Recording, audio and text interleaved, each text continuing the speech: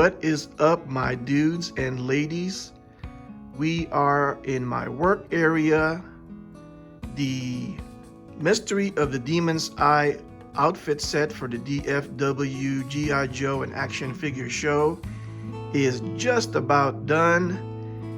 And in this part 3, we are going to be showing some short clips of the construction and the kind of workmanship and quality that you're going to be seeing in this set. Basically, we're going to be detailing how I make some stuff and my approach to constructing the pieces that go into the outfit set. This isn't the set, but the pouches are the same. Anyway, we are going to be going behind the scene, and without further ado, let's get it on. All right, now this is how the pouches start off. As you can see, there are no raw unfinished edges because it is 2 layers. And this is how I'm able to make fully lined pouches, because I basically start from something like this. And only thing I'll be doing is adding the straps and then the snaps, and then I sew it shut and turn it right side out. But again, 2 layers of fabric, so you've got a very substantial pouch or pack, and they're made like tanks. Okay, so let's talk straps. As you know, I do not buy pre-made straps. I make all of my straps from the same fabrics I make the rig and the pouches and the vests or whatever with. Okay, so it's the same nylon material that I fold 3 times over and then sew it down. Each side is sewn down so that you got a sharp edge on each side. And being nylon, I can hot knife the straps. That means that the strap material will not fray. Okay, I make 2 sizes of straps, the narrow equipment ones and the belt with straps. And those are sewn down. They're pretty much constructed the same way. Folded 3 times and then sewn down, but this one I sew in the middle just to give it that extra detail. And the belts basically look like that, and it comes with the vintage belt buckles. That's right, you heard it correctly. Those are vintage belt buckles, and I got them many years ago.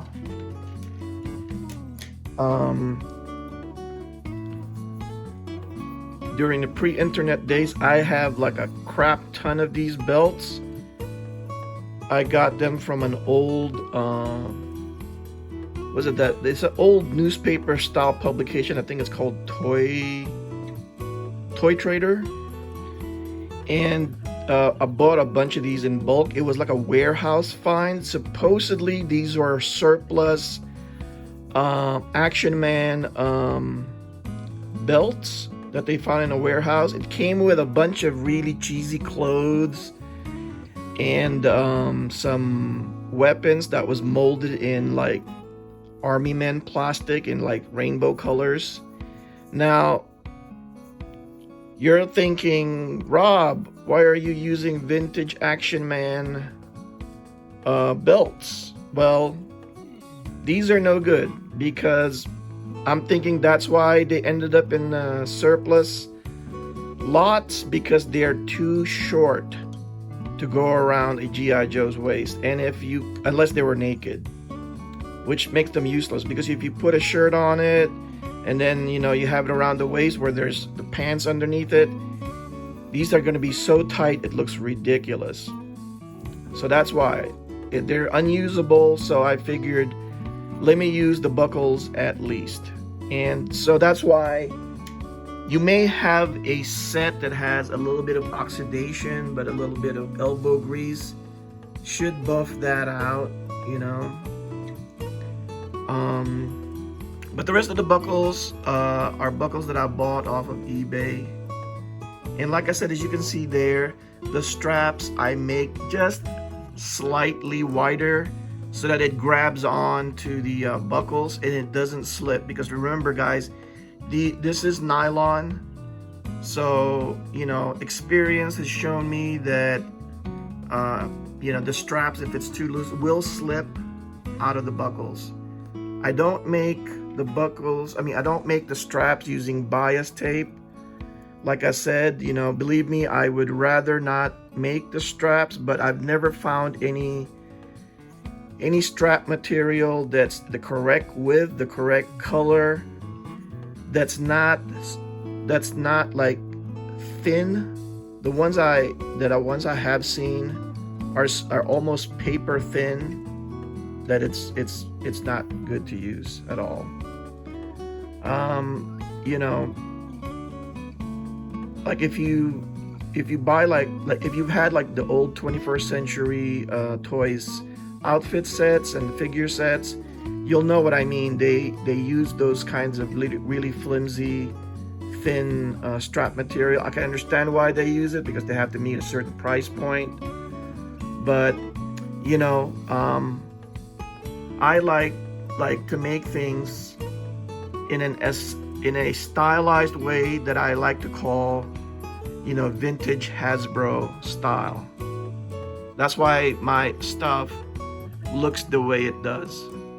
Okay, it isn't like that hyper realistic stuff that Dragon or BBI or DID and all those high-end boutique 1/6 scale figure sets do.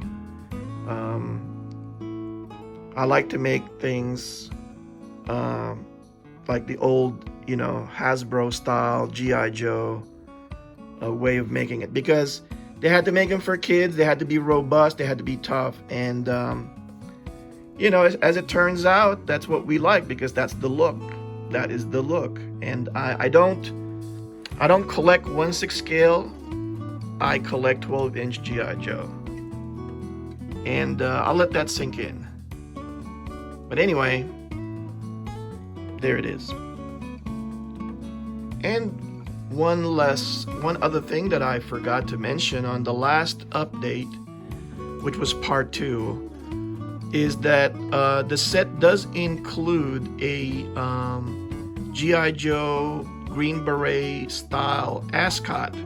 Now, the ascots you see here are sewn exactly like the Hasbro Green Beret ascots, because I pulled the pattern right out of an old tattered Green Beret ascot. So just keep that in mind. Okay, so this is how I make each pack and pouches that will be on the set that I'll be offering for the DFW show. As you can see, that's fully lined.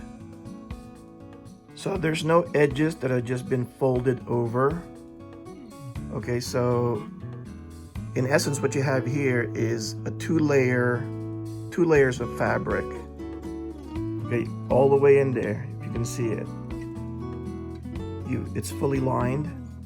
So whatever you want to put in there, take it in and out as many times as you want. You're not going to fray any edges.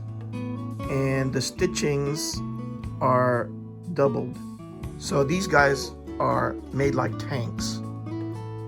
And if you feel the the fabric with the double layers, it feels very substantial, and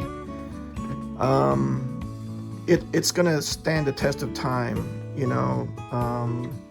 I love, the reason why we love the vintage G.I. Joe is because they are just, back in those days, they make things to last. And that's how I like to make my my stuff. It's done in nylon fabric, and anybody who's been sewing will know that fabric is not the easiest to work with because the edges do fray very easily. And although you can use fray check, which is an anti-fraying liquid, it's still gonna do it. Okay, and that's why I make my pouches and packs the way I do. The pack has a side strap where you can attach the modular pouches. Okay, like I said, each of the pouches, they don't have just regular loop, guys. Each has a snap. You see, I don't know if you can see it there. So they can snap off, and they can attach to belts, straps, you know, attachment points like that. Like that. Okay. And the straps are made just wide enough so that it will grab onto the belt buckles snugly without slipping. So you don't have to worry about putting like any kind of stuffing material, which by the way I'm already going to be doing. And the straps, whether it's on the harness or the pouches, will not slip off. Now, having said that, when you want to adjust anything, I recommend that you have either tweezers or, better yet, these hemostats. You can get them in swap meets or online in eBay. These are the best little tools you can have if you are into the 1/6 scale hobby. It makes, you know, feeding the straps through the buckles much easier.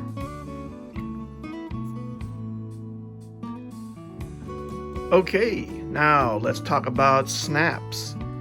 This set that's going to be offered at the DFW show is replete with snaps. Snaps galore.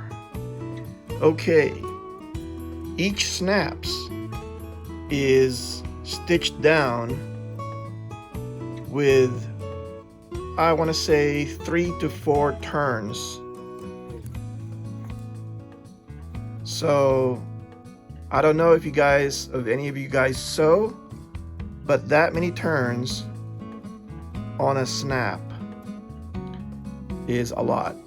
I mean, you know, I put in just enough so that it's tank tough, and at the same time it won't impede the snap's ability to snap in tight, because if you got too many turns in it, then it's the amount of threads is going to be so thick that it won't allow the snap to snap down. So, you know, I've been doing this for a while, so I know exactly how much turn to put in so that it's very sturdy. And you hear that? That is a positive click. Now, as for the stitching, each end, because they are hand stitched, it's the ends have been tucked inside the material 3 to 4 times so it won't back out. Okay? And then on top of that, that's why you don't see the end. If you look, you won't see the end of the thread. If you can see that. On either side, you can't see it. That's because it's tucked inside. It's clean. Okay? And that's what you get with tailored, or what they like to call in the custom clothing industry, bespoke workmanship. Okay? It's just something I like to do to my own personal collection. And of course, if I'm gonna make it for you guys, I can't do any less. So back to the stitching. After I tuck that stuff in, I use fray check to lock it in some more. So I put a drop of fray check on that, on the stitching, and it soaks into the threads and the fabric. It dries clear, so you can't even tell there's any on there. So that won't back out. That goes the same for the stitching. When I have like the end of the stitching, because you know there it's double stitched, so that means there's two passes back and forth. And you notice again, you can't see the end of the thread, right? You can't see the end of the thread, and there's no ugly like back stitching. You know, sometimes like in a factory, you know, they do like multiple back stitching to lock it in. To me, that can get ridiculous sometimes because they do it so many times, it's ugly looking. So what I do again is I pull those threads, like I would have from there to that end, that much fabric, that much thread, and I pull that inside with a needle. I get a big needle like this, okay? I pull those threads inside on the back side of it, and then I take all 4 strands. So this is why it takes so long, guys. I take those 4 strands and I feed it through the eye of that needle. 4 strands. Don't worry, it's not as hard as it looks. I'm so used to it, I could just do it in the first try. And then I tuck it inside, in between the 2 layers of fabric on the other side.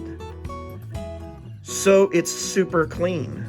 Not only is it super clean, it's stitched together like a tank. Not that any tanks are stitched together, but you know what I mean.